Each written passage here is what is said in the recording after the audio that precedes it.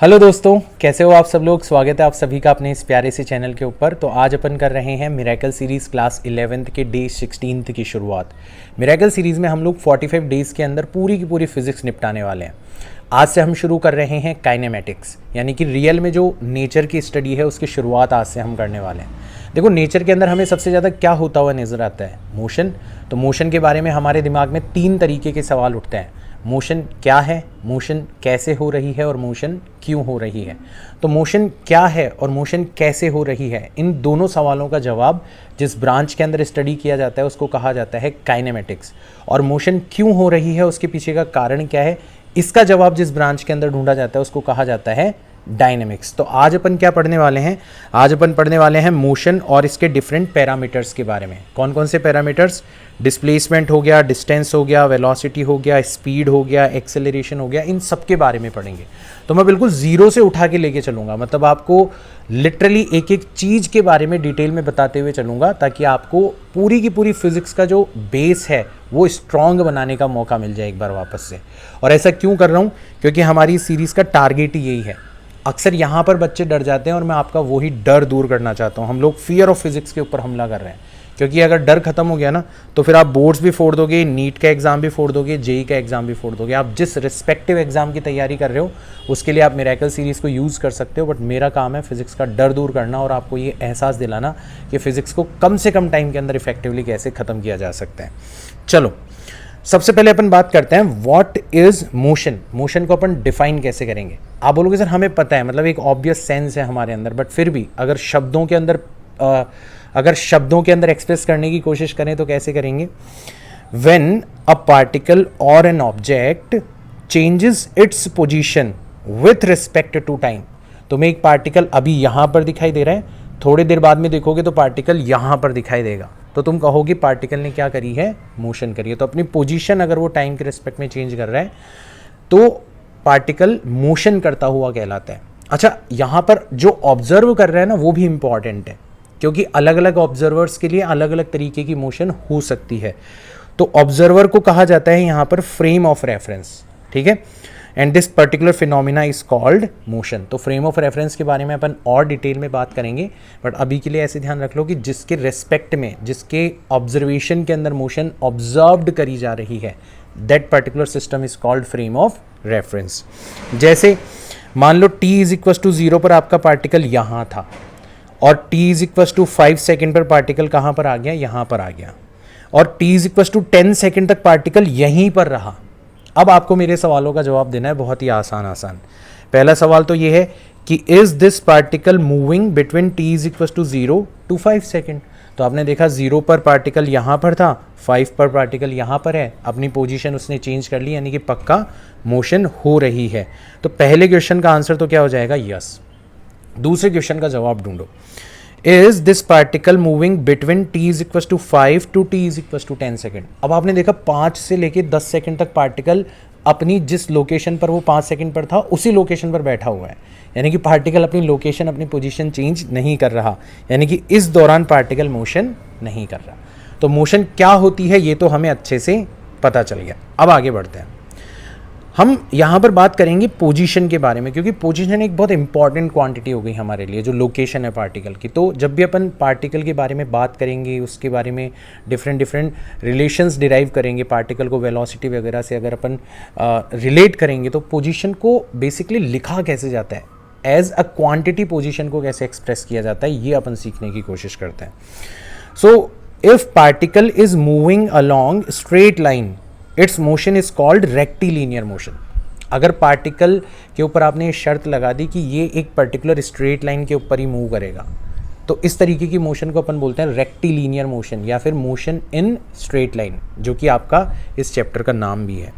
तो ऐसी मोशन के लिए जो फ्रेम ऑफ रेफरेंस है, मतलब जिसके रिस्पेक्ट में अपन मोशन को ऑब्जर्व करेंगे, for a rectilinear motion consist of a fixed point. तो हम एक पॉइंट ले लेंगे, उसको फिक्स कर देंगे, उसका नाम अपन रख देंगे ऑरिजिन।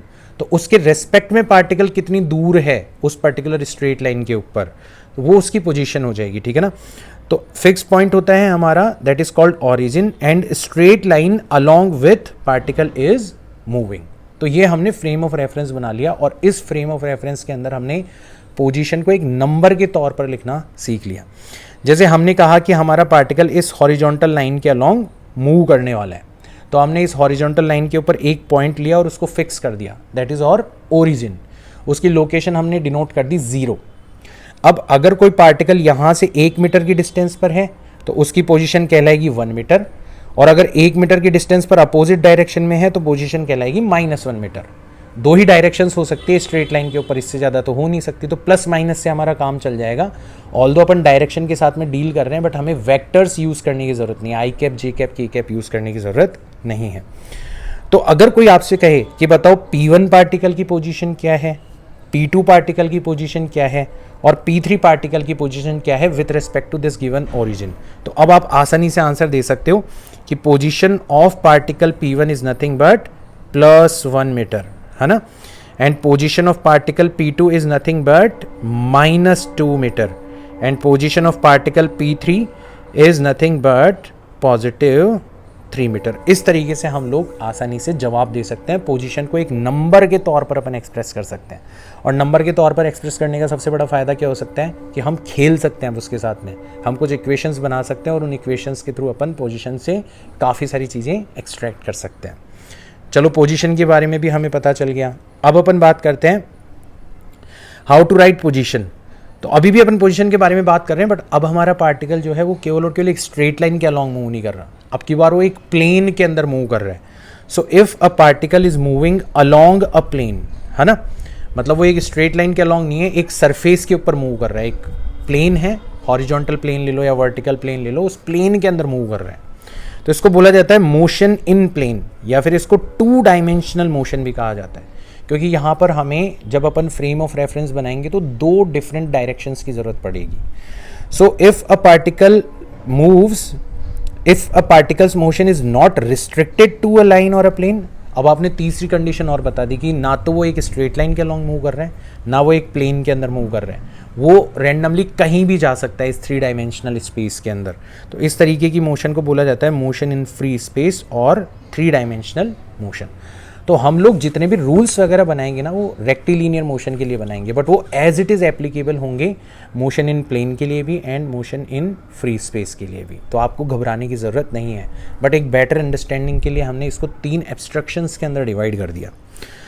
अब ये जो 2 मोशन मैंने आखिरी की बताई है, इसमें हमें क्या करना पड़ेगा, केवल और केवल प्लस माइनस से काम नहीं चलेगा, क्योंकि यहाँ पर 2 या 3 डायरेक्शंस इन्वॉल्व हैं। तो यहाँ पर हमें वेक्टर्स को यूज़ करना पड़ेगा। वेक्टर्स हमारा काम बहुत ही आसान बना देंगे। हमने वेक्टर्स पढ़ा क्यों है, इसीलिए तो पढ़ा है ना, ताकि हमारा फिजिक्स के अंदर काम आसान हो जाए।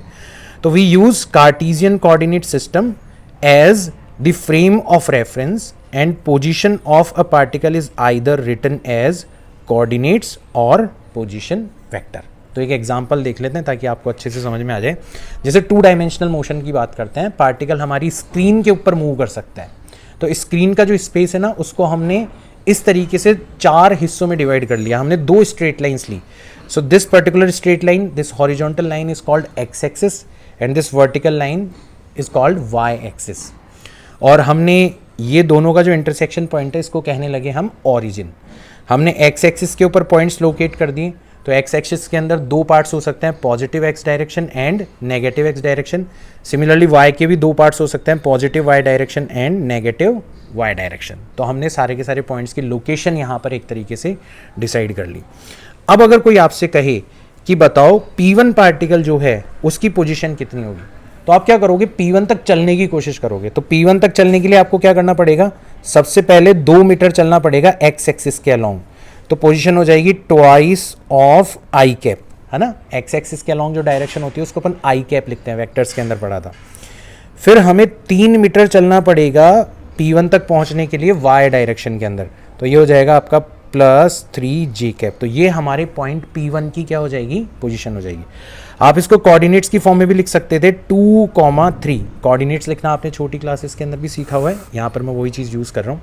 सिमिलरली कोई पूछे बताओ P2 की लोकेशन क्या होगी, तो अब देखो P2 तक पहुँचने के लिए हमें नेगेटिव एक्स डायरेक्शन में चलना पड़ेगा 5 मीटर, यानी कि -5 टाइम्स आई कैप, एंड फिर पॉजिटिव वाई एक्सिस के अलॉन्ग चलना पड़ेगा 2 मीटर, यानी कि +2 ऑफ जे कैप। कोऑर्डिनेट्स की फॉर्म में लिखोगे तो -2 -5, 2। एक्स कोऑर्डिनेट पहले लिखा जाता है, वाई कोऑर्डिनेट बाद में लिखा जाता है।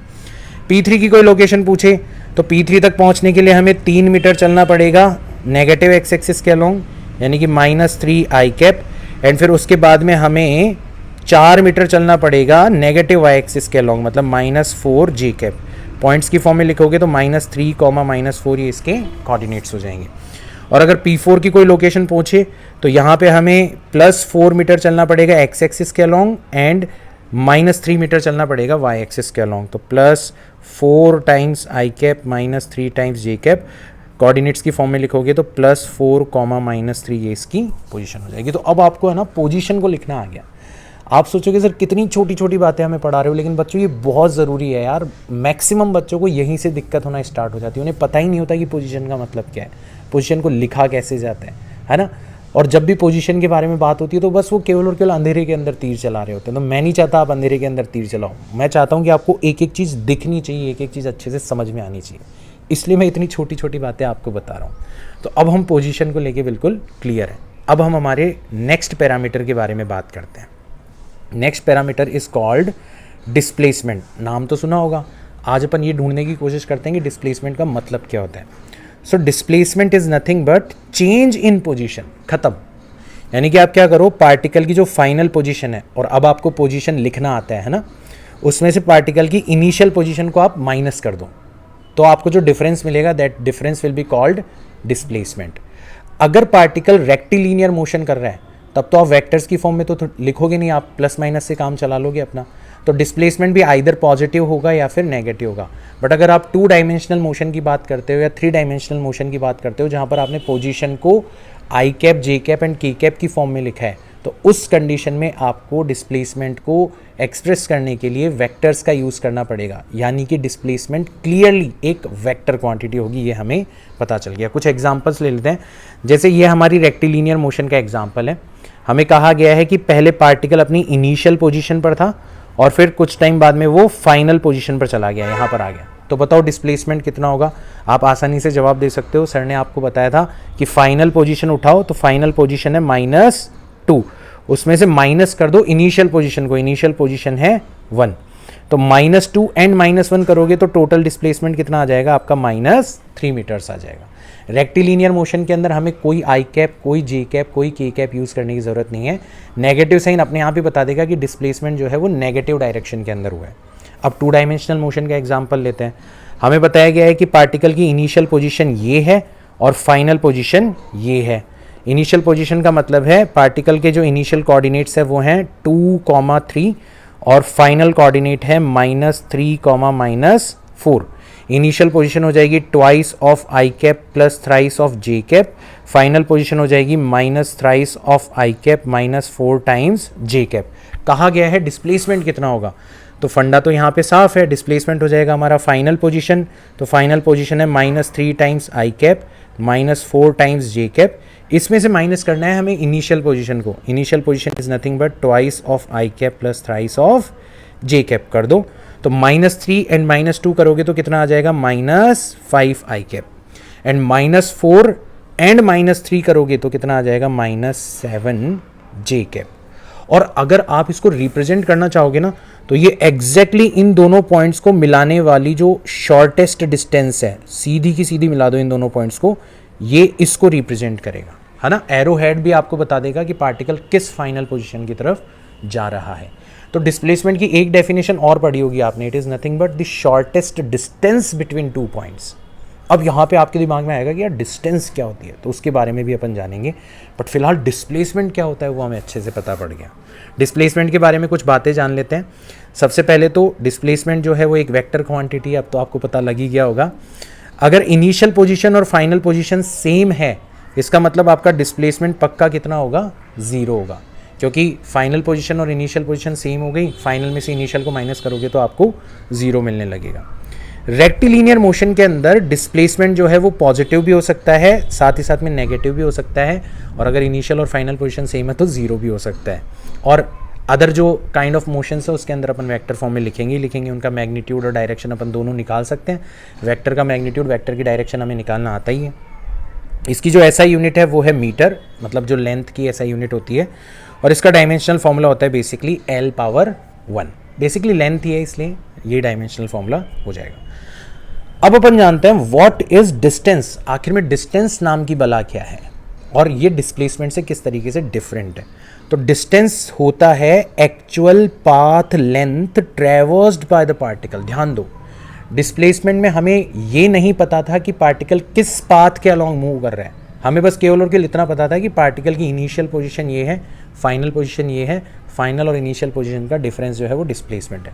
बट अब अपन बात कर रहे हैं उसके एक्चुअल पाथ के बारे में, वो किस पाथ को चलते हुए फाइनल पोजीशन तक गया है। तो उसकी जो एक्चुअल पाथ लेंथ है वो क्या कहलाएगी, आपकी डिस्टेंस कहलाएगी। जैसे एक एग्जांपल लेते हैं, मान लो शुरुआत में t इज इक्वल टू 0 पर आपका पार्टिकल यहाँ पर था 1 मीटर की पोजीशन पर, फिर t is equal to 5 second पर देखा तो पार्टिकल कहाँ पर आ गया, यहाँ पर -2 मीटर की पोजीशन पर आ गया।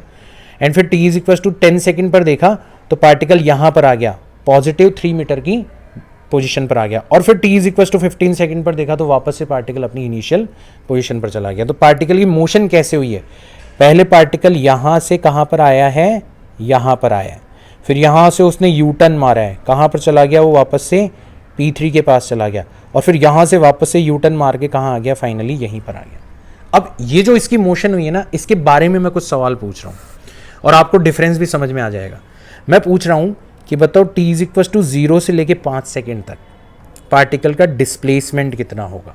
तो डिस्प्लेसमेंट होता है फाइनल पोजीशन, तो 5 सेकेंड पर पोजीशन थी -2 और 0 सेकेंड पर पोजीशन थी +1, तो -2 में से +1 को माइनस करेंगे तो कितना आ जाएगा आपका, -3 मीटर्स आ जाएगा। और वहीं बात करें अगर अपन डिस्टेंस की, तो डिस्टेंस का मतलब था कि एक्चुअल में पाथ कितना ट्रैवर्स किया है। तो देखो 1 मीटर चला है यहाँ से, फिर 1 मीटर चला है यहाँ से, और फिर 1 मीटर चला है यहाँ से, तो टोटल कितने मीटर्स की डिस्टेंस हो गई, 3 मीटर्स की डिस्टेंस हो गई।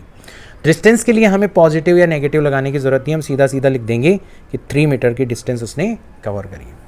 फिर पूछा जाए कि बताओ 5 से लेके 10 सेकंड के अंदर पार्टिकल का डिस्प्लेसमेंट कितना होगा। तो अब की बार फाइनल पोजीशन हो गई 10 सेकंड वाली यानी कि +3, और इनिशियल पोजीशन होगी 5 सेकंड वाली यानी कि -2। तो +3 में से -2 करोगे प्लस हो जाएगा, तो ये आ जाएगा आपका +5 मीटर। डिस्टेंस कितनी हो जाएगी, तो डिस्टेंस हो जाएगी, काउंट करते हुए चलो, 1 metre, 2 metre, 3 metre, 4 metre and 5 metre. तो डिस्टेंस हमारी हो जाएगी यहाँ पर 5 मीटर्स। अब अपन बात करते हैं कि 0 से लेके 10 सेकेंड तक पार्टिकल का डिस्प्लेसमेंट कितना होगा। तो आपकी बार फाइनल पोजीशन हो गई आपकी +3 और इनिशियल पोजीशन हो गई 0 पर कितनी थी आपकी, +1 थी। तो +3 में से 1 माइनस करेंगे तो कितना हो जाएगा आपका, 2 मीटर्स हो जाएगा। जबकि डिस्टेंस की अगर अपन बात करेंगे तो डिस्टेंस कितनी होगी, तो यहाँ से पार्टिकल चल रहा है पहले 1, 2 और 3 मीटर इधर, फिर 4, 5, 6, 7 एंड 8, तो टोटल डिस्टेंस कितनी हो गई आपकी, 8 मीटर्स हो गई। कितनी हो गई, 8 मीटर्स हो गई। कोई पूछे 10 से लेके 15 सेकंड तक क्या हाल चाल है, तो 15 सेकंड पर फाइनल पोजीशन है +1 और 10 पर कितनी थी, +3 थी। तो डिस्प्लेसमेंट कितना हुआ आपका, -2 मीटर्स हो गया, और डिस्टेंस कितनी हो जाएगी आपकी, 2 मीटर्स हो जाएगी। आप आसानी से कैलकुलेट कर सकते हो। और कोई पूछे 0 से 15 के बीच में क्या हाल चाल हुआ, तो 0 पर जहाँ पर पार्टिकल था 15 पर वापस से वहीं पर आ गया, तो डिस्प्लेसमेंट तो कितना हो जाएगा आपका, +1 माइनस +1 यानी कि ओवरऑल डिस्प्लेसमेंट हो गया आपका 0 मीटर्स। बट डिस्टेंस कितनी होगी, डिस्टेंस कितनी होगी, 0 से लेके 5 तक चला कितना हो, 0 से लेके 5 तक चला 3 मीटर, 5 से लेके 10 तक चला 5 मीटर, और 10 से लेके 15 तक चला 2 मीटर्स। तो इन तीनों को ऐड कर दो, तो 5 और 3 8 और 2 10 मीटर, तो टोटल डिस्टेंस कितनी हो जाएगी आपकी, 10 मीटर्स हो जाएगी। अब यहाँ पे आपको क्लियरली सारी चीज़ें नज़र आ गई होगी। पहली चीज़ आपको ये नज़र आ गई कि आपका जो डिस्प्लेसमेंट है वो पॉजिटिव भी हो सकता है, नेगेटिव भी हो सकता है और 0 भी हो सकता है, जबकि डिस्टेंस जो है वो हमेशा आपको पॉजिटिव नज़र आ रही है। दूसरी चीज़, जब तक पार्टिकल यूनी डायरेक्शनली मूव कर रहा है, एक ही डायरेक्शन के अंदर मूव कर रहा है, तो distance is nothing but the modulus of displacement. मतलब डिस्प्लेसमेंट की वैल्यू को पॉजिटिव कर दो, वही आपकी डिस्टेंस है। देखो 0 से लेके 5 सेकेंड तक पार्टिकल एक ही डायरेक्शन के अंदर मूव कर रहा था, तो जितना डिस्प्लेसमेंट है उतनी की उतनी डिस्टेंस है। मॉड्यूलस ले लिया आपने, साइन हटा दिया। यहाँ पर भी जितना डिस्प्लेसमेंट है उतनी की उतनी डिस्टेंस है।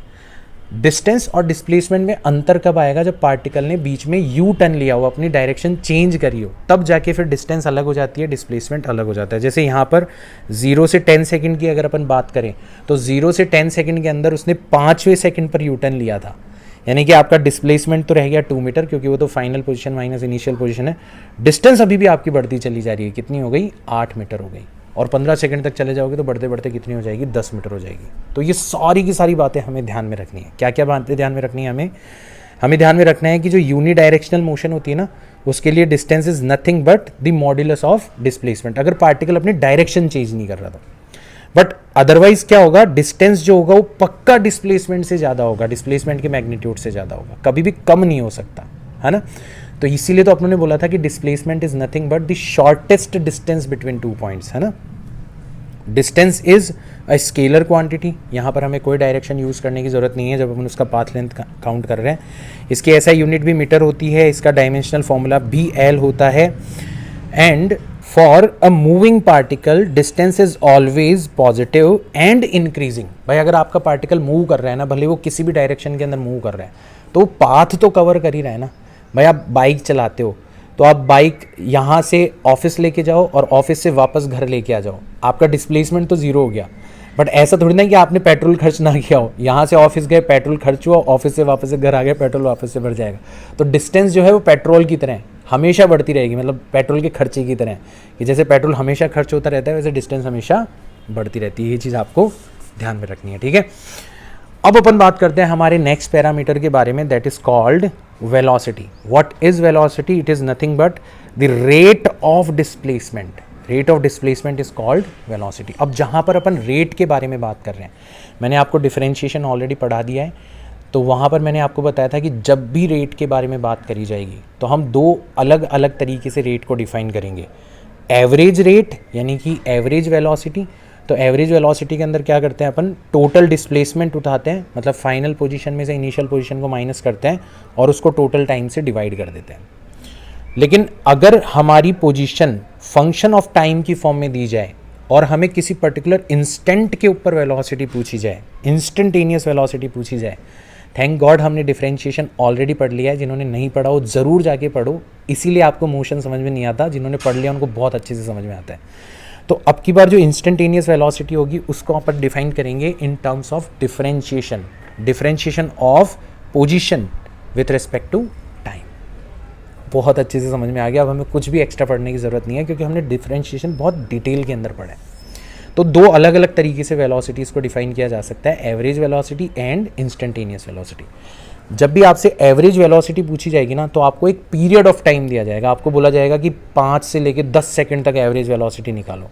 लेकिन जब भी आपको इंस्टेंटेनियस वेलोसिटी पूछी जाएगी तो आपको इंस्टेंट दिया जाएगा, आपको बताया जाएगा कि t = 7 सेकंड पर वेलोसिटी निकालो। तो अगर आप कंफ्यूज हो जाते हो कि यार क्वेश्चन में मुझसे एवरेज वेलोसिटी पूछी है या इंस्टेंटेनियस वेलोसिटी पूछी है, तो ये तरीका ध्यान रखना।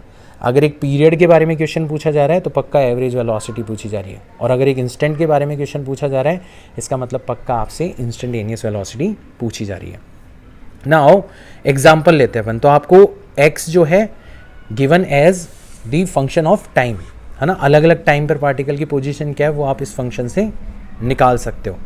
अब आपसे पहला क्वेश्चन पूछा गया है कि बताओ average velocity over t = 0 to t = 2 second कितनी होगी। तो हम क्या करते हैं, t = 0 पर पोजीशन निकाल लेते हैं पार्टिकल की सबसे पहले, ठीक है, यानी कि उसको अपन x0 लिख देते हैं। तो x0 कितना हो जाएगा, t की जगह 0 रख दो, 0 रखोगे तो कितना आ जाएगा आपका 6 मीटर आ जाएगा। एंड t = 2 मीटर पर अपन पोजीशन निकाल लेते हैं, उसको अपन x2 लिख देते हैं। तो t की जगह 2 रखोगे तो आ जाएगा 4 - 2 + 6, 6 + 4 कितना हो जाएगा 10, -2 करोगे तो 8 मीटर्स आ जाएगा। यहाँ तक की बात आ गई समझ में। तो हमें फाइनल पोजीशन पता पड़ गई, हमें इनिशियल पोजीशन पता पड़ गई, तो आपका डिस्प्लेसमेंट कितना होगा ये भी अपन आसानी से निकाल सकते हैं। तो टोटल डिस्प्लेसमेंट हो जाएगा हमारा final position that is 8 metre minus initial position that is 6 metre, तो ये आ जाएगा आपका 2 मीटर्स। और टोटल टाइम कितना लगा 2 सेकेंड। तो आपकी एवरेज वेलोसिटी हो जाएगी total displacement that is 2 metre divided by total time that is 2 second, यानी कि 1 मीटर पर सेकेंड, ये आपका आंसर हो जाएगा। ये तो हो गई एवरेज वेलोसिटी। अब आपसे पूछा जा रहा है कि बताओ instantaneous velocity at t is equal to 2 second क्या होगी, एग्जैक्ट उस इंस्टेंट पर वेलोसिटी क्या होगी। तो आपने एवरेज वेलोसिटी बताई है, तो हमें तुरंत आ जाएगा कि हमें डिफरेंशिएशन करना है। किसका डिफरेंशिएशन करना है? एक्स का। तो हमें एक्स दे रखा है T square minus T plus 6, तो वेलोसिटी हो जाएगी हमारी D x divided by D T. I hope differentiation तो कर ही लोगे, इतना आसान है। टी स्क्वायर का डिफरेंशिएशन हो जाएगा 2t, माइनस टी का हो जाएगा -1 एंड प्लस 6 का हो जाएगा 0। अब आपसे पूछा गया है at t is equal to 2 second, जिसको अपन v2 नाम दे देते हैं। तो ये हो जाएगा 2, टाइम की जगह 2 रख देते हैं, -1, 2 इंटू 2 4 -1 करोगे तो 3 मीटर पर सेकेंड। ये आपका आंसर आ जाएगा। इस तरीके से अपन इंस्टेंटेनियस वेलोसिटी निकाल सकते हैं। आपसे पूछा गया है कि वो टाइम निकालो जब पार्टिकल रेस्ट पर आ जाता है। अब रेस्ट पर आने का मतलब है कि उसकी इंस्टेंटेनियस वेलोसिटी कितनी हो जाए? 0 हो जाए। इंस्टेंटेनियस वेलोसिटी कितनी है आपकी? 2t-1, ये किसके बराबर हो जाए? 0 के इक्वल हो जाए। तो टाइम आ जाएगा हमारा, तो t आ जाएगा आपका 1 डिवाइडेड बाय 2 सेकेंड। तो exactly t is equal to 1/2 second पर आपका पार्टिकल रेस्ट पर आ चुका होगा। तो ऐसे सवाल तो अब आप लपक के कर दोगे मेरे हिसाब से यार। यही कमाल होता है अंडरस्टैंडिंग का। जब आप किसी चीज़ को समझ जाते हो ना, तो आपका मन करता है उसके ऊपर ज़्यादा से ज़्यादा सवाल करने का, जैसा कि आपका अभी कर रहा होगा। आपको लग रहा होगा कि सर काश बहुत सारे सवाल करवा दे, बट लिमिटेशन ऑफ टाइम की वजह से मैं नहीं करवा पाऊंगा। बट आपको अपने लेवल पर प्रैक्टिस करनी है, मज़ा आएगा आपको, ठीक है ना। नाउ अब अपन बात करते हैं कि भाई साहब ये स्पीड क्या होती है। तो speed is also rate of distance, है ना। रेट ऑफ डिस्प्लेसमेंट कहलाती है वेलोसिटी, जो कि एक वेक्टर क्वांटिटी है। रेट ऑफ डिस्टेंस कहलाएगी आपकी स्पीड, जो कि एक स्केलर क्वांटिटी है, स्केलर काउंटर पार्ट है वेलोसिटी का। तो यहाँ पे भी दो तरीके से डिफाइन करेंगे। अगर अपन एवरेज स्पीड के बारे में बात कर रहे हैं, तो अपन जो टोटल डिस्टेंस है उसको टोटल टाइम से डिवाइड कर देंगे। और ये ध्यान रखना कि डिस्टेंस हमेशा डिस्प्लेसमेंट से ज़्यादा होती है। इसका मतलब हमारी जो एवरेज स्पीड होगी ना, वो एवरेज वेलोसिटी के मैग्नीट्यूड से या तो बराबर होगी या हमेशा ज़्यादा होगी। क्यों? क्योंकि एवरेज वेलोसिटी के अंदर टोटल डिस्प्लेसमेंट था। Total distance is always greater than total displacement's magnitude. इसका मतलब average speed will also be greater than equals to the magnitude of average velocity. Now what is instantaneous speed? It is nothing but the modulus of instantaneous velocity. यानी कि जो आप dx/dt करके instantaneous velocity निकालते हैं ना, उसी का मॉड्यूलस ले लेना, उसका साइन हटा देना, तो आपको जो क्वांटिटी मिलेगी that will be called instantaneous speed. Speed जो है वो एक स्केलर क्वांटिटी है। स्पीड हमेशा पॉजिटिव होती है। ऐसा यूनिट ऑफ स्पीड जो है और वेलोसिटी जो है वो सेम होती है, मीटर पर सेकेंड। और डायमेंशनल फॉर्मूला होता है हमारा L1 t⁻⁻1। तो ये सारी की सारी छोटी छोटी चीज़ें हमें ध्यान में रखनी है। वैसे भी हमें ध्यान है, बट और थोड़ा सा एक्स्ट्रा स्ट्रेस डाल देता हूँ ताकि आप इन सारी चीज़ों को भूलो ना। तो एक एग्जाम्पल लेते हैं प्यारा सा। देखो, जब भी डिस्टेंस से और एवरेज स्पीड से रिलेटेड क्वेश्चन पूछे जाते हैं ना, तो वो अच्छे क्वेश्चन होते हैं। उनके अंदर आपको बेहद सावधान रह के क्वेश्चन सॉल्व करने होते हैं। तो यहाँ पे आपको x दे रखा है t² - t + 6। आपसे पूछा गया है total distance traversed by particle in t = 0 to t = 2 second. तो अभी अपने जो पिछला क्वेश्चन करा था, वहाँ पे तो हमें एग्जैक्टली मोशन दिखाई दे रही थी, तो हमने काउंट कर लिया था कि पार्टिकल का एक्चुअल पाथ जो है वो कितना है। बट यहाँ तो हमें सब कुछ मैथमेटिकल फंक्शन की फॉर्म में गिवन है, तो यहाँ पे हमें कैसे दिखाई देगा कि पार्टिकल का पाथ कैसा है। तो पार्टिकल स्ट्रेट लाइन के ऊपर मूव कर रहा है, और मैंने आपको एक रूल बताया था कि अगर पार्टिकल यूनिडायरेक्शनली मूव कर रहा है तो डिस्टेंस जो होगी वो डिस्प्लेसमेंट के बराबर होगी। तो हमें सबसे पहले ये चेक करना है कि क्या t = 0 से लेके t = 2 सेकेंड के बीच में पार्टिकल एक ही डायरेक्शन में मूव कर रहा है या फिर पार्टिकल ने यू टर्न मारा है। और ये हम कैसे चेक करेंगे? हम उसकी वेलोसिटी के द्वारा चेक करेंगे। तो हम सबसे पहले चेक करेंगे कि इसकी जो वेलोसिटी है that is dx/dt that is 2t-1, वो कहीं ज़ीरो तो नहीं है। तो हमें देखिएगा कि t = 1/2 सेकेंड्स पर हमारी पार्टिकल की वेलोसिटी कितनी है? 0। इसका मतलब t = 1/2 सेकेंड्स पर पार्टिकल ने पक्का क्या मारा है? यू टर्न मारा है। अब बस यहीं पे क्वेश्चन इंटरेस्टिंग हो गया। हमें जैसे पता पड़ गया कि यार पार्टिकल ने अपनी डायरेक्शन चेंज करी है, इसका मतलब डिस्टेंस अलग होगी, डिस्प्लेसमेंट अलग होगा। अदरवाइज तो हम डिस्प्लेसमेंट निकालते उसी का मॉड्यूलस ले लेते। अब हम क्या करेंगे? तो अब अपन दो हिस्सों में डिस्प्लेसमेंट निकालेंगे। पहले अपन t = 0 से लेके t = ½ सेकेंड तक का डिस्प्लेसमेंट निकालेंगे। तो हाफ सेकेंड पर पोजीशन हो जाएगी हाफ का square 1/4 minus half and plus 6, तो ये तो आपकी फाइनल पोजीशन हो गई। And t is equal to 0 पर पोजीशन कितनी होगी, 0 0 करेंगे तो ये आ जाएगा आपका +6। तो 6 से 6 तो कैंसिल आउट हो जाएगा, एंड 1/4 माइनस 1/2 करोगे तो आएगा माइनस का 1/4, तो डिस्प्लेसमेंट हो गया आपका माइनस का 1/4। तो डिस्प्लेसमेंट जो डिस्टेंस जो होगी इस दौरान वो कितनी हो जाएगी आपकी +1/4 मीटर हो जाएगी। पहली चीज़ तो ये हो गई। फिर अपन क्या करेंगे, 1/2 से लेके t इज इक्वल टू 1/2 से लेके t is equal to 2 second तक की डिस्टेंस निकालेंगे। इस दौरान पार्टिकल एक डायरेक्शन के अंदर मूव कर रहा है, तो आपकी बार फाइनल पोजीशन हो जाएगी 2 का स्क्वायर करोगे 4 माइनस 2 प्लस 6, ये तो हो गई final position, and minus initial position हो जाएगी 1/4 माइनस 1/2 एंड प्लस 6, ये आपकी हाफ सेकेंड के ऊपर पोजीशन हो जाएगी। अगेन 6 से 6 तो कैंसिल आउट हो जाएगा, 4 माइनस 2 करोगे तो बचेगा कितना 2, एंड 1/4 माइनस 1/2 करोगे माइनस 1/4 बचेगा, माइनस माइनस प्लस होके प्लस का 1/4 हो जाएगा, तो ये हो जाएगा 4 × 2 8 + 1 9 डिवाइडेड बाय 4 मीटर्स। तो अब टोटल डिस्टेंस कितनी हो जाएगी आपकी, टोटल डिस्टेंस हो जाएगी आपकी 1/4 + 9/4 that is 10/4, 10 divided by 4 that is 5 divided by 2 metres, यानी कि 2.5 मीटर्स ये आपकी डिस्टेंस हो जाएगी। इस तरीके से आप डिस्टेंस निकाल सकते हो बच्चों कि टोटल डिस्टेंस कितनी होगी आपकी, ठीक है। जबकि आपने देखा था पिछले से पिछले क्वेश्चन के अंदर डिस्प्लेसमेंट कितना आया था आपका 2 मीटर्स आया था। डिस्प्लेसमेंट और डिस्टेंस अलग अलग है, क्यों, क्योंकि पार्टिकल ने बीच में अपनी डायरेक्शन चेंज करी है, बस ये ध्यान रखना। फिर अपन बात करते हैं average speed between t is equal to 0 to t is equal to 2 second. तो अब तो काम आसान हो गया, एवरेज स्पीड होती है टोटल डिस्टेंस, टोटल डिस्टेंस हो जाएगी हमारी 2.5 metre divided by total time that is 2 seconds, तो ये आ जाएगा आपका 1.25 मीटर पर सेकेंड, ये हमारी एवरेज स्पीड हो जाएगी। तो एवरेज स्पीड देखो, यहाँ पे आपकी एवरेज वेलोसिटी जो आ रही थी वो कितनी आ रही थी, 1 मीटर पर सेकेंड आ रही थी। मैंने आपको बताया था ना कि एवरेज स्पीड जो होगी वो हमेशा या तो एवरेज वेलोसिटी के बराबर होगी या उससे ज़्यादा ही होगी। देख सकते हो यहाँ पर 1.25 मीटर पर सेकेंड आ रही है। अगर अपन इंस्टेंटेनियस स्पीड के बारे में बात करें at t is equal to 2 second, तो इंस्टेंटेनियस वेलोसिटी जो थी उसी का अपन मैग्नीट्यूड ले लेंगे। तो इंस्टेंटेनियस वेलोसिटी कितनी थी, t is equal to 2 second पर 3 मीटर पर सेकेंड, तो यही हमारा यहाँ पर भी आंसर हो जाएगा 3 मीटर पर सेकेंड, क्योंकि यहाँ पर फिर कोई डिफरेंस नहीं है।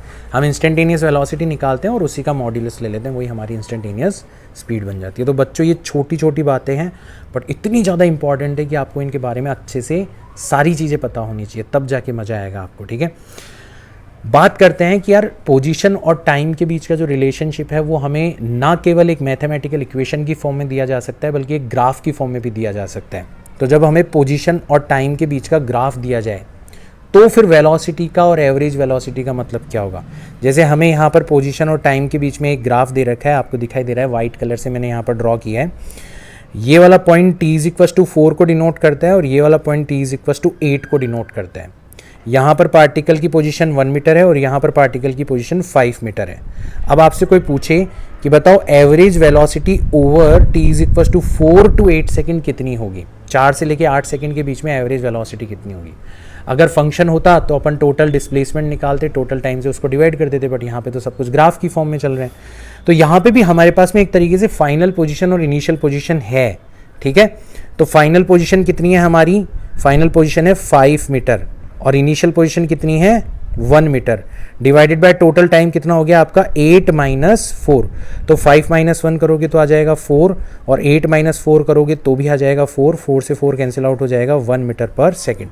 अब ये आपने जो निकाला है ना, ये है क्या, अगर आप ज्योमेट्री की टर्म्स में देखोगे तो so it is nothing but slope of line joining these points. ये आपने जो निकाला है ना, बेसिकली आपने ये जो लाइन है जो कि इन दोनों पॉइंट्स को ज्वाइन कर रही है, इसकी स्लोप मतलब ये जो थीटा है ना, इसके लिए tan थीटा की वैल्यू को रिप्रेजेंट करती है ये वाली चीज़। और अगर आपसे कोई पूछे कि बताओ इंस्टेंटेनियस वेलोसिटी कितनी हो जाएगी t is equal to 4 second पर, तो हमने डिफरेंशिएशन के अंदर ऑलरेडी पढ़ा था कि डिफरेंशिएशन का ग्राफ के अंदर मतलब होता है स्लोप ऑफ द टेंजेंट।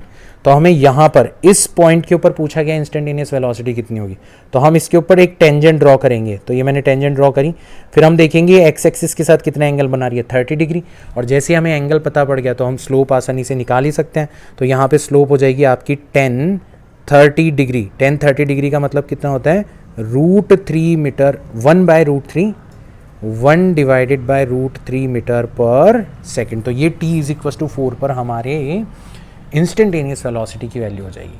तो अब हमें सब कुछ आ गया है यार, मैथमेटिकल फंक्शन की फॉर्म में दे दोगे तो हम निकाल देंगे distance, displacement, velocity, average velocity, instantaneous velocity, speed, average speed, instantaneous, सब कुछ निकाल देंगे। और अगर आप ग्राफ की फॉर्म में दे दोगे तो भी हम सब कुछ निकाल देंगे, हमें डरने की बिल्कुल भी ज़रूरत नहीं है। उल्टा काम हो जाए तो मान लो आपको वेलोसिटी और टाइम का ग्राफ दे दिया जाए आपकी बार, ठीक है, तो अब क्या करोगे, आपको पता है velocity is nothing but dx by dt, तो फिर x क्या होगा, पक्का integration of v of dt हो जाएगा। मैंने बताया था ना डिफरेंशिएशन करने से जो मिलता है, अगर आपको वापस से उल्टा करना है तो आप क्या कर दो, इंटीग्रेशन कर दो। और इंटीग्रेशन का ग्राफ के अंदर मतलब क्या होता है, एरिया अंडर दी कर्व। तो यहाँ पे आपको ध्यान रखना है कि whenever velocity time is given, displacement जो होगा वो हमेशा किसके द्वारा डिनोट किया जाएगा, एरिया अंडर दी कर्व के द्वारा डिनोट किया जाएगा। जैसे आपसे क्वेश्चन पूछा गया है यहाँ पर कि डिस्प्लेसमेंट बताओ t इज इक्वल टू 0 से लेके t is equal to 5 second तक का ग्राफ आपको दे रखा है वेलोसिटी और टाइम का, ठीक है ना। तो यहाँ पर 0 सेकेंड हो गया, यहाँ पे 5 सेकेंड हो गया, तो हमें ये वाला एरिया फाइंड आउट करना है बेसिकली।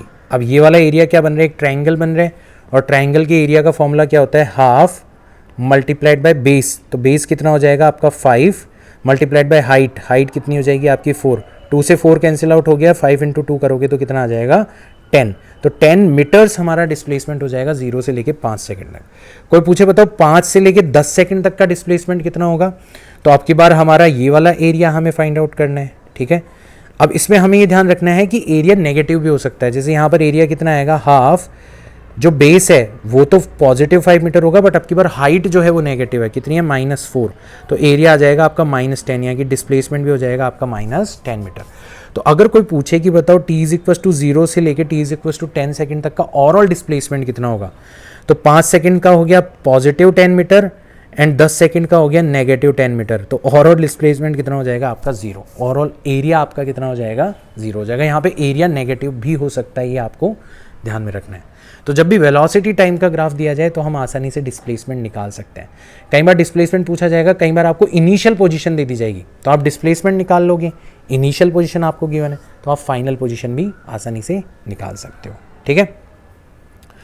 और यही सवाल कि आपको आपकी बार वेलोसिटी जो है वो as a function of time दे दी जाए और उल्टा काम किया जाए, आपसे डिस्प्लेसमेंट पूछा जाए। जैसे एग्जांपल के तौर पे वेलोसिटी आपको दे दी गई है 3t square plus 2t plus 1, और आपसे पूछा गया है कि डिस्प्लेसमेंट फाइंड आउट करो। तो यहाँ पे ध्यान रख लेना, डिस्प्लेसमेंट से वेलोसिटी के लिए हमने डिफरेंशिएशन करा था, तो वेलोसिटी से डिस्प्लेसमेंट के लिए हम लोग क्या करेंगे, तो हम लोग ये चीज़ ध्यान रख लेंगे कि displacement is nothing but integration of velocity with respect to time, बस यही काम करना है हमें। तो जैसे यहाँ पर हो जाएगा हमारा डिस्प्लेसमेंट इंटीग्रेशन कहाँ से लेके कहाँ तक, 0 से लेके 2 सेकेंड तक, किसका, वेलोसिटी का। वेलोसिटी दे रखी है 3t square plus 2t plus 1, इसका हमें क्या करना है, इंटीग्रेशन करना है। तो ये हो जाएगा 3t स्क्वायर का हो जाएगा t cube divided by 3, 2t का हो जाएगा t स्क्वायर डिवाइडेड बाय 2, और 1 का हो जाएगा t। भाई इंटीग्रेशन के रूल पता है ना, पावर इंक्रीज हो जाती है और इंक्रीज पावर से अपन डिवाइड कर देते हैं। अभी हमें लिमिट्स रखनी है 0 से लेके 2 मीटर तक, 3 से 3 कैंसिल आउट हो गया, 2 से 2 कैंसिल आउट हो गया, तो ये आ जाएगा आपका t cube plus t square plus t from 0 to 2। तो पहले अपर लिमिट रखते हैं, 2 का क्यूब हो जाएगा 8, 2 का स्क्वायर हो जाएगा 4 प्लस 2, फिर लोअर लिमिट रखते हैं 0 प्लस 0 प्लस 0, 8 प्लस 4 हो जाएगा 12 प्लस 2 करेंगे तो कितना आ जाएगा आपका 14 मीटर। ये हमारा डिस्प्लेसमेंट होगा। अब एक इंटरेस्टिंग सवाल पता है कब बनेगा, जब आपको वेलोसिटी टाइम के हिसाब से ना दी जाए, वेलोसिटी पोजीशन के हिसाब से दे दी जाए, तब आप क्या करोगे। So when velocity is given as a function of position, कि भाई इस पोजीशन पर वेलोसिटी इतनी है, इस पोजीशन पर इतनी है, तब क्या करोगे। तो यहाँ पे थोड़ा सा आपको दिमाग लगाना पड़ेगा। जैसे एग्जांपल के तौर पे आपको v स्क्वायर दे रखा है 4x, ना v square is equal to 4x, इसका मतलब v कितना हो जाएगा 2√x हो जाएगा। आपसे पूछा गया है कि particle is at rest and at origin initially, rest पर है मतलब उसकी इनिशियल वेलोसिटी 0 है, और वो ऑरिजिन पर है मतलब x इज इक्वल टू 0 है उसकी initial position. Find position of particle at t is equal to 4 second. तो यहाँ पे हम लोग वेलोसिटी को किसकी फॉर्म में लिखेंगे, dx डिवाइडेड बाय dt की फॉर्म में लिखेंगे। अब यहाँ पे हमें क्या करना होता है, डिफरेंशियल्स को सेग्रीगेट करना होता है, मतलब एक तरीके के वेरिएबल्स को इक्वेशन के एक तरफ उठा लाओ। तो यहाँ पे आपने क्या करा, dx divided by 2√x is equal to dt। ये करने के बाद में आप दोनों तरफ क्या कर सकते हो, इंटीग्रेशन कर सकते हो। इधर x के रेस्पेक्ट में इंटीग्रेशन कर सकते हो और इधर टाइम के रेस्पेक्ट में इंटीग्रेशन कर सकते हो। तो इनिशियल टाइम हमने लिखा 0 और फाइनल टाइम हो गया हमारा 4। इनिशियल पोजीशन ओरिजिन पर था 0 और फाइनल पोजीशन हमें फाइंड आउट करनी है, दैट इज x। अब 1/2√x, आपको पता है √x का डिफरेंशिएशन होता है 1/2√x, तो 1/2√x का इंटीग्रेशन क्या हो जाएगा आपका √x हो जाएगा, है ना। ये डायरेक्ट आप ध्यान रखना, मैंने आपको लिस्ट के अंदर भी शामिल करवाया था। लिमिट्स हमें रखनी है अभी 0 से लेके x, और यहाँ पे dt का इंटीग्रेशन हो जाएगा t, लिमिट्स हमें रखनी है 0 से लेके 4। तो अपर लिमिट रखेंगे तो √x, लोअर लिमिट रखेंगे तो √0, अपर लिमिट रखेंगे तो 4 - 0, मतलब √x इज इक्वल टू 4। तो x की वैल्यू कितनी आ जाएगी आपकी 16 मीटर आ जाएगी, मतलब ये आपकी फाइनल पोजीशन हो जाएगी। तो ऐसे सवाल जो है ना वो अच्छे सवालों की कैटेगरी में आते हैं, जहाँ पर आपको थोड़ा सा डिफरेंशिएशन और इंटीग्रेशन के लेवल पर जाकर सोचना होता है। वैसे तो मैंने आपको सीधा सीधा रास्ता बता दिया, आपको तो केवल और केवल उसको फॉलो करना है। मैंने एग्जैक्ट कंडीशन बता दी कि ये हो तो ये करना है, ये हो तो ये करना है। अब इससे ज़्यादा सिंप्लीफाई क्या किया जा सकता है ना। आगे बढ़ते हैं, अब अपन बात करते हैं व्हाट इज एक्सेलरेशन। एक्सेलरेशन क्या होता है, it is the rate of change in velocity. इसको भी दो अलग अलग तरीके से डिफाइन किया जा सकता है। एवरेज एक्सेलरेशन मतलब final velocity minus initial velocity divided by time, and when velocity is given as function of time. दो अलग अलग तरीके से वेलोसिटी दी जा सकती है, टाइम की फॉर्म में भी एंड पोजीशन की फॉर्म में भी, हमने अभी अभी देखा था। तो अगर टाइम की फॉर्म में दी जाती है तो इंस्टेंटेनियस एक्सेलरेशन क्या हो जाएगा, सिंपली वेलोसिटी का टाइम के रेस्पेक्ट में डिफरेंशिएशन कर देंगे। But when velocity is given as function of position, तब हमें क्या करना है, इंस्टेंटेनियस एक्सेलरेशन लगाने के लिए v dv/dx फाइंड आउट करना है। आप पूछोगे सर ये कहाँ से आया, तो देखो वैसे तो एक्सेलरेशन होता है dv/dt। अब dv/dt को अपन ऐसे भी तो लिख सकते हैं dv/dx times dx divided bye dt। ये बेसिकली चेन रूल है कि मुझे वेलोसिटी टाइम की फॉर्म में नहीं दे रखी, किसकी फॉर्म में दे रखी है, x की फॉर्म में। तो पहले मैंने वेलोसिटी का x की फॉर्म में डिफरेंशिएशन किया और फिर x का टाइम की फॉर्म में डिफरेंशिएशन किया। ऐसा ही तो करते थे अपन चेन रूल के अंदर, फंक्शन ऑफ फंक्शन, अगर आपको याद आ रहा हो तो। अब यहाँ पे dx/dt is nothing but v times dv/dx। तो यहाँ से आपका ये वाला फॉर्मूला आया। तो आपको तो मैंने एग्जैक्ट कंडीशन बता दी कि अगर ऐसा गिवन हो तो ये वाला फॉर्मूला लगाना, ऐसा गिवन हो तो ये वाला फॉर्मूला लगाना। उसके पीछे का कॉन्सेप्ट भी आपको बता दिया, बट जब बात सवाल करने की है तो आपको अटकना नहीं है, ठीक है ना। वहाँ पर आपको चीज़ें ध्यान में रखनी है। नाउ एक एग्जांपल ले लेते हैं। आपको वेलोसिटी दे रखी है, आपको एक्सेलरेशन फाइंड आउट करना है t is equal to 5 second पर। तो मैंने बताया था acceleration is nothing but dv/dt when velocity is given as a function of time. चलो डिफरेंशिएशन करते हैं, तो ये हो जाएगा 6t - 2, और हमें at t is equal to 5 second पर फाइंड आउट करना है। तो एक्सेलरेशन हो जाएगा 6 × 5 - 2, 30 - 2 करेंगे तो 28 मीटर पर सेकंड स्क्वायर। इसकी ऐसा यूनिट जो होती है वो मीटर पर सेकंड स्क्वायर होती है। इसका डायमेंशनल फॉर्मूला L1t⁻⁻2 होता है, ठीक है। और दूसरा एग्जाम्पल कि अगर हमें velocity as a function of position दे दी जाती है और फिर हमसे एक्सेलरेशन पूछा जाता है x is equal to 2 metre पर। अब की बार हमें ये नहीं पूछा जा रहा है कि इस टाइम पर एक्सेलरेशन कितना होगा, अब की बार हमें ये पूछा जा रहा है कि इस पोजीशन पर एक्सेलरेशन कितना होगा। घबराने की जरूरत नहीं है, मैंने आपको डायरेक्ट बता रखा है कि अगर पोजीशन की फॉर्म में वेलोसिटी दी जाए तो एक्सेलरेशन हो जाता है आपका v टाइम्स dv/dx। v का मतलब हो जाएगा आपका 2x, और dv/dx वेलोसिटी का x की फॉर्म में डिफरेंशिएशन करो तो 2x का डिफरेंशिएशन करेंगे तो सिंपली कितना आ जाएगा 2, तो अल्टीमेटली आ जाएगा आपका 4x। और हमसे पूछा गया है x is equal to 2 metre पर, तो एक्सेलरेशन हो जाएगा 4 × 2 दैट इज 8 मीटर पर सेकंड स्क्वायर। घबराने की बिल्कुल भी ज़रूरत नहीं है, ये ध्यान रखना। अगर हमें वेलोसिटी और टाइम का ग्राफ दे दिया जाए, क्योंकि वेलोसिटी का टाइम के रिस्पेक्ट में डिफरेंशिएशन एक्सेलरेशन है, तो पक्का एक्सेलरेशन जो होगा वो किसके बराबर हो जाएगा, स्लोप ऑफ टेंजेंट के बराबर हो जाएगा। बस काम खत्म हो गया। जैसे हमसे पूछा गया है कि बताओ t is equal to 5 second पर एक्सेलरेशन कितना होगा, तो हमने यहाँ पर टेंजेंट ड्रॉ करी और जैसे टेंजेंट ड्रॉ करी हमें पता पड़ गया एक्स एक्सिस के साथ 60 डिग्री का एंगल बना रही है। जो स्लोप ऑफ टेंजेंट है वो आपको फाइंड आउट करनी है। स्लोप ऑफ टेंजेंट तो आपको दिखाई दे गई होगी, एक्सेलरेशन जो होगा। तो यहाँ पे आप देख रहे हो टेंजेंट एक्स एक्सिस के साथ 60 डिग्री का एंगल बना रही है, मतलब स्लोप हो जाएगी आपकी 1060 डिग्री। इसका मतलब √3 मीटर पर सेकेंड स्क्वायर। इस तरीके से अपन एक्सेलरेशन निकाल सकते हैं।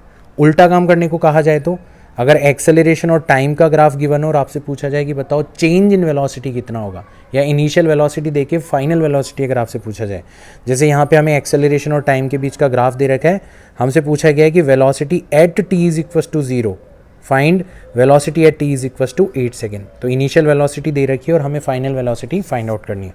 तो हमें रूल ध्यान रखना है कि जो चेंज इन वेलोसिटी होता है वो किसके बराबर होता है, integration of acceleration with respect to time.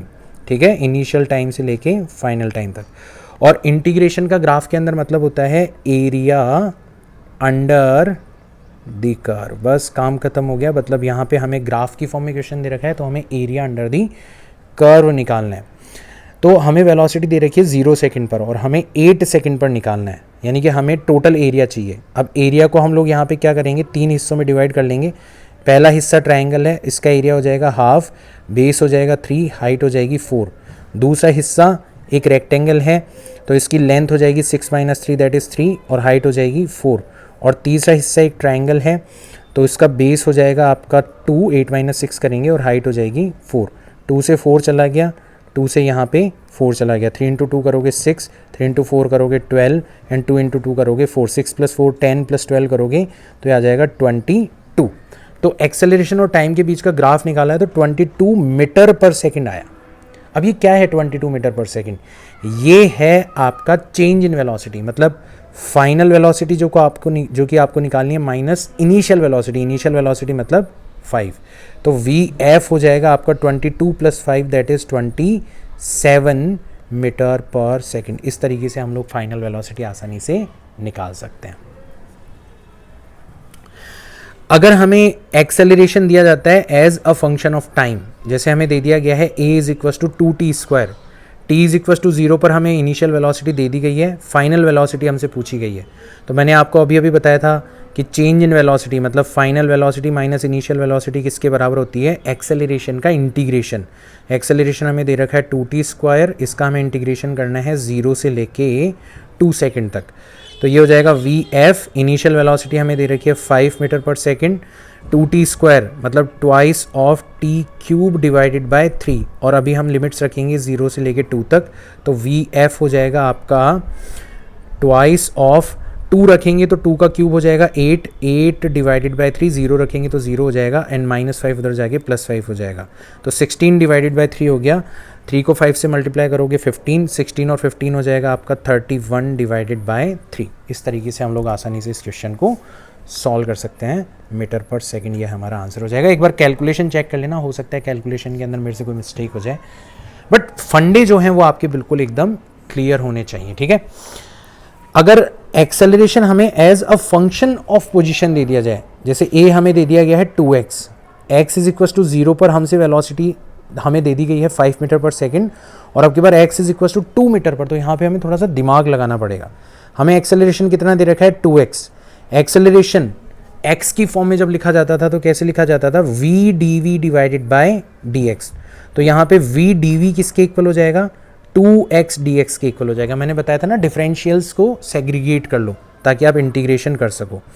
तो यहाँ पे तो आप इंटीग्रेशन कैसे करोगे, इनिशियल वेलोसिटी आपको कितनी दे रखी है 5 मीटर पर सेकेंड और फाइनल वेलोसिटी आपको फाइंड आउट करनी है और इनिशियल पोजीशन आपकी है 0 और फाइनल पोजीशन आपकी 2 मीटर, काम खत्म। तो v का इंटीग्रेशन हो जाएगा आपका v² डिवाइडेड बाय 2, लिमिट्स रखोगे फ्रॉम 5 टू vf और 2x का हो जाएगा twice of x² divided by 2, twice of x² divided by 2, limit रखोगे फ्रॉम 0 टू 2, 2 से 2 कैंसिल आउट हो गया तो ये हो जाएगा आपका 1 डिवाइडेड बाय 2 VF² माइनस 5 का स्क्वायर करेंगे तो कितना आ जाएगा 25 इज इक्वस टू 2 से 2 तो कैंसिल आउट हो ही गया, 2 का स्क्वायर करेंगे तो 4 माइनस 0। तो वी एफ का स्क्वायर जो होगा 2 को उधर भेजेंगे तो 4 इंटू 2 हो जाएगा 8, 8 प्लस 25 करेंगे तो कितना आ जाएगा 33 आ जाएगा, मतलब वी एफ की वैल्यू आ जाएगी √33 मीटर पर सेकेंड। इस तरीके से हम इस क्वेश्चन को सॉल्व कर सकते हैं। तो बच्चों आपने नोटिस किया कि आज की क्लास के अंदर हमने मतलब डिस्टेंस, डिस्प्लेसमेंट, वेलोसिटी, एक्सेलरेशन, इससे रिलेटेड किसी भी प्रकार का क्वेश्चन आपको दे दिया जाए, कैसे भी इंफॉर्मेशन आपको दे दी जाए, उसको विजुअलाइज करना सीखा है। ग्राफ की फॉर्म में दे दी जाए, इक्वेशन की फॉर्म में दे दी जाए, कुछ भी आपसे पूछ लिया जाए आप उस क्वेश्चन को कर सकते हो। तो इसकी आपको प्रैक्टिस करनी है। अब नेक्स्ट क्लास के अंदर अपन पहले बहुत सारे क्वेश्चंस करेंगे, है ना, और फिर हम लोग बात करेंगे हमारे नेक्स्ट टॉपिक के बारे में। मैं मिलता हूँ आपसे नेक्स्ट वीडियो के अंदर, तब तक के लिए बाय।